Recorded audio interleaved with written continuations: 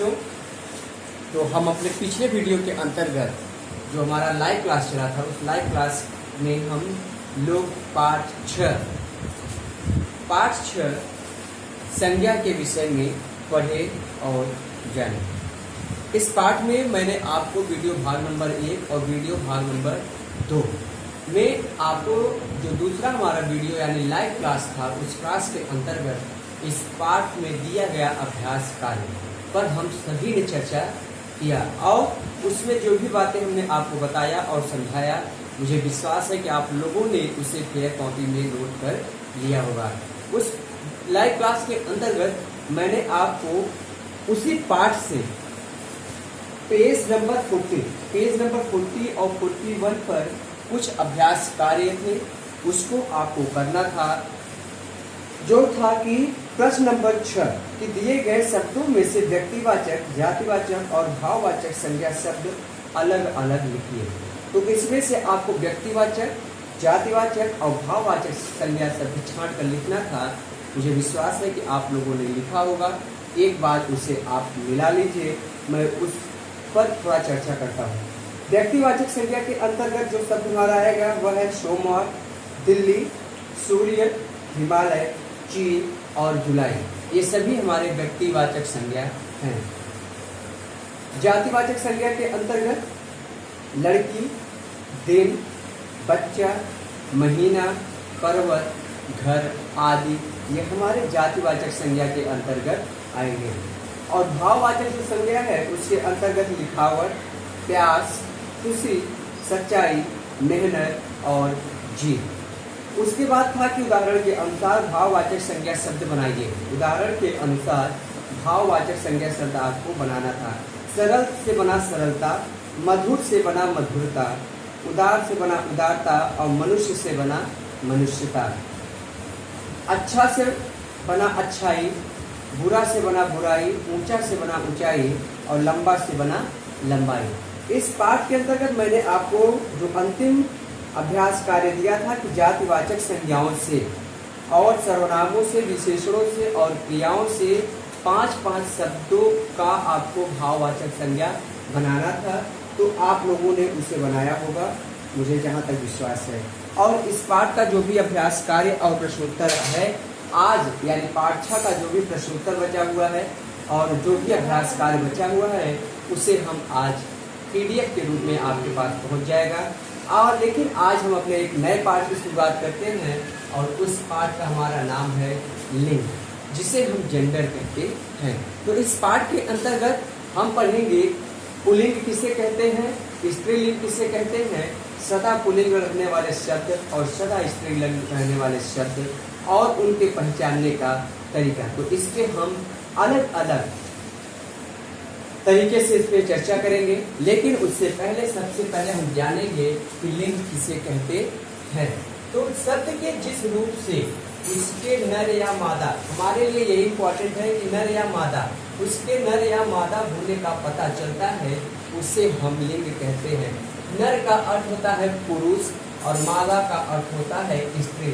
अगर यहाँ हम नर या मादा न करके स्त्री या पुरुष होने का पता चलता है उसे हम लिंग कहते हैं। यहाँ हम स्त्री यहाँ पुरुष, नर के स्थान पे हम पुरुष और मादा के स्थान पर स्त्रीलिंग भी हम कह सकते हैं। तो नर के स्थान पर पुरुष और मादा के स्थान पर हम स्त्री, यानी अब हमारा जो शब्द है शब्द के जिस रूप से उसके पुरुष या स्त्री होने का पता चलता है उसे लिंग कहते हैं।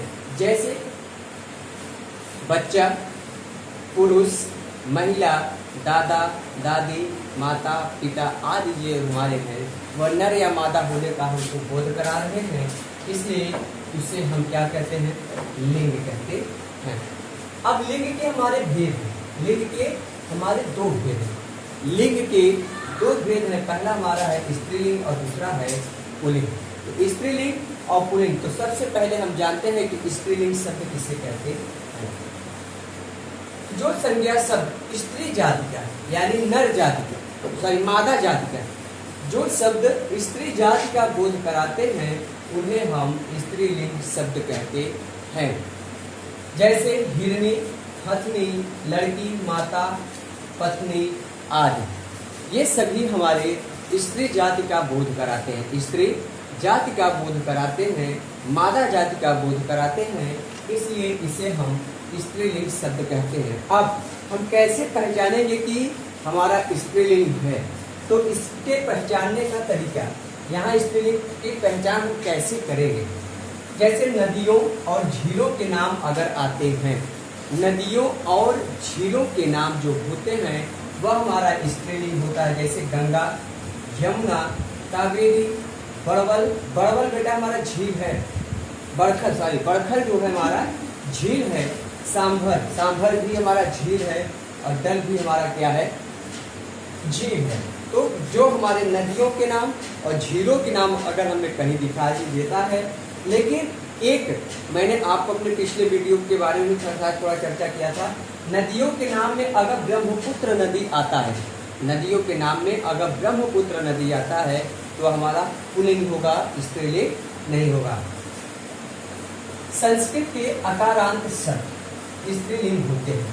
संस्कृत के जो हमारे अकारांत शब्द होते हैं वह हमारा स्त्रीलिंग शब्द होता है। जैसे हिंसा, क्रीड़ा, परीक्षा, समता, कमल आदि ये जो हमारे होते हैं अकारांत जो हमारे शब्द हैं वो हमारे स्त्रीलिंग शब्द कहलाते हैं। हिंसा, क्रीड़ा, परीक्षा, समता, कमल आदि ये हमारे स्त्रीलिंग शब्द हैं।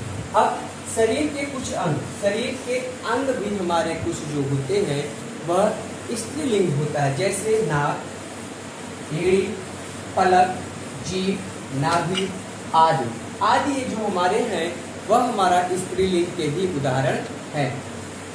नेक्स्ट है हमारा तिथियों के नाम।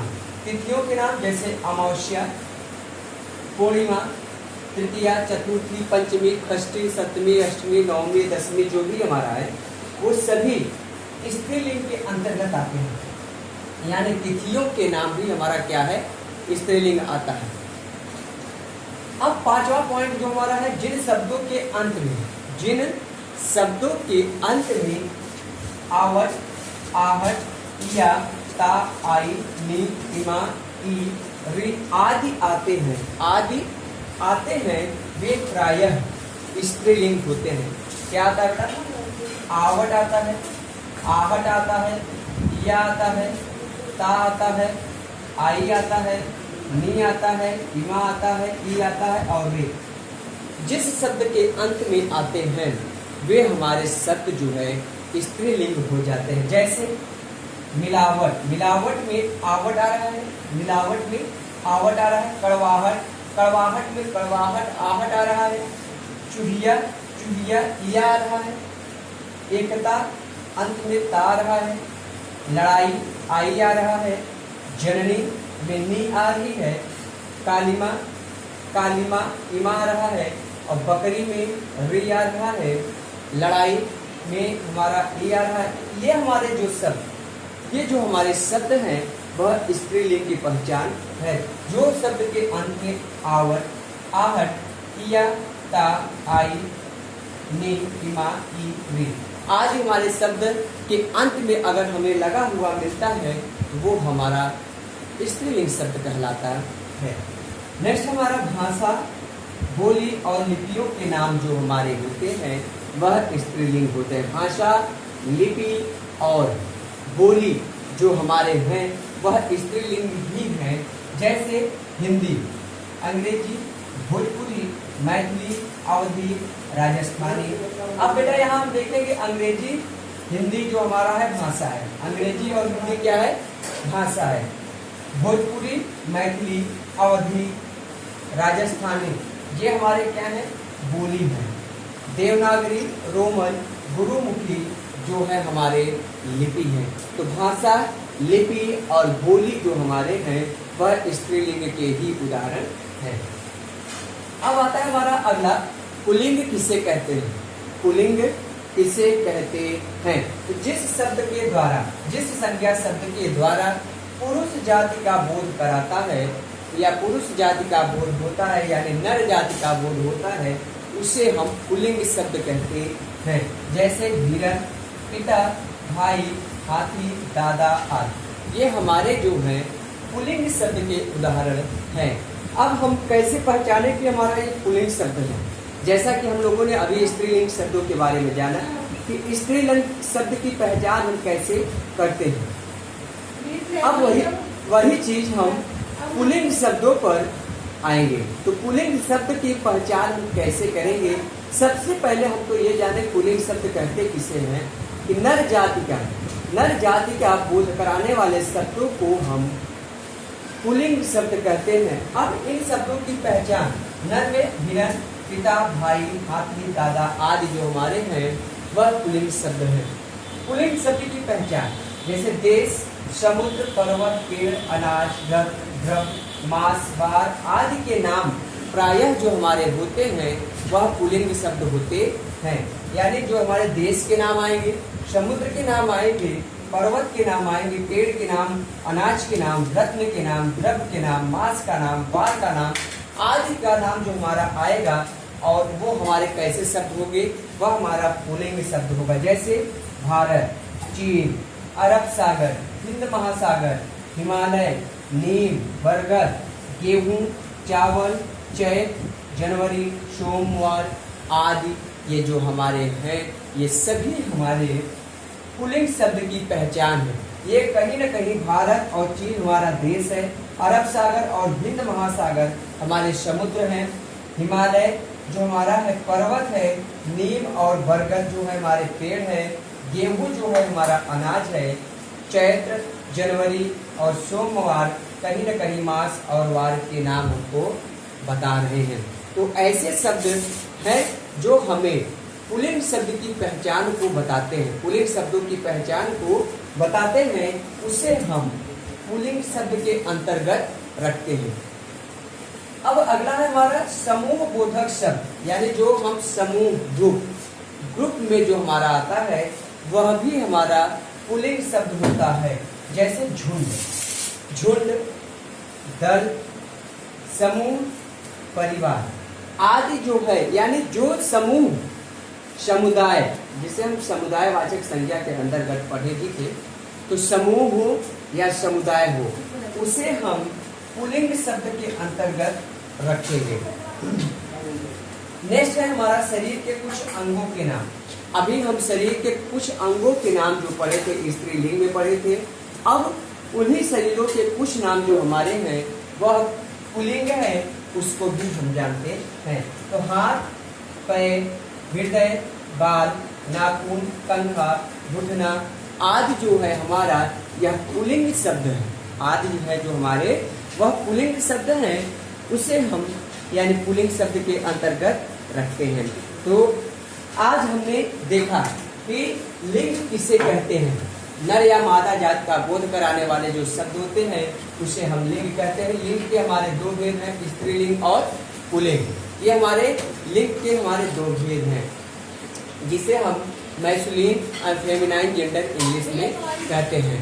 तो स्त्रीलिंग और पुल्लिंग है जो हमारे वह लिंग के दो भेद हैं। तो स्त्रीलिंग के अंतर्गत मैंने पढ़ा कि स्त्री जाति का बोध कराने वाले शब्दों को स्त्रीलिंग कहते हैं। स्त्रीलिंग की जो पहचान है, नदियों और झीलों के नाम हमारे स्त्रीलिंग होते हैं। संस्कृत में जो आकारांत शब्द होते हैं वो हमारे स्त्रीलिंग के अंतर्गत आते हैं। शरीर के कुछ अंग जो हैं हमारे स्त्रीलिंग के अंतर्गत आते हैं। तिथियों के जो नाम है हमारे वो भी हमारा स्त्रीलिंग के अंतर्गत आता है। जिन शब्दों के अंत में हमने देखा कि आहट, कड़वाहट, या, ता, आई, नी, इमा, ईरी आदि शब्द लगे हुए आते हैं, वो भी हमारे स्त्रीलिंग शब्द के अंतर्गत आते हैं। भाषा, बोली और लिपि के जो हमारे नाम है वह भी हमारा स्त्रीलिंग के शब्द के अंतर्गत आता है। पुल्लिंग किसे कहते हैं? पुरुष जाति या नर जाति का बोध कराने वाले शब्दों को हम पुल्लिंग कहते हैं। जैसे हिरण, पिता, दादा, पिता आदि जो है हमारे पुल्लिंग शब्द के अंतर्गत आते हैं। पुल्लिंग शब्दों की हमने पहचान के रूप में पढ़ा। देश, समुद्र, पर्वत, पेड़, अनाज, रत्न, द्रव्य, मांस, वार आदि के जो नाम है हमारे पुल्लिंग शब्द है। जैसे भारत, चीन, अरब सागर, हिंद महासागर, हिमालय, नीम, बरगद, गेहूं, चावल, चैत्र, जनवरी, सोमवार ये हमारे सभी जो है पुल्लिंग के ही उदाहरण है। समूह बोधक जो हमारे शब्द हैं वह भी हमारा पुल्लिंग के अंतर्गत आता है। जैसे झुंड, दल, समूह और परिवार जो है हमारा वह पुल्लिंग शब्द के अंतर्गत आता है। शरीर के कुछ नाम जो है हमारे स्व है हमारा हाथ, पैर, हृदय, बाल, नाखून, कंधा, घुटना आदि जो है ये सभी हमारे आदि जो है हमारे ये पुल्लिंग के अंतर्गत आते हैं। तो इस पाठ के अंतर्गत आज जो हमने आपको परिभाषाएं बताया उसे आप लोग एक बार पढ़िएगा। और पेज नंबर 43 पे जो लिंग परिवर्तन के रूप दिए गए हैं उसे एक बार आप पढ़िएगा। मैं अपने अगले वीडियो में इसे एक बार आपको समझाऊंगा भी। हम आज की कक्षा को यही समाप्त करते हैं। अपने सेहत का ख्याल रखिएगा। धन्यवाद।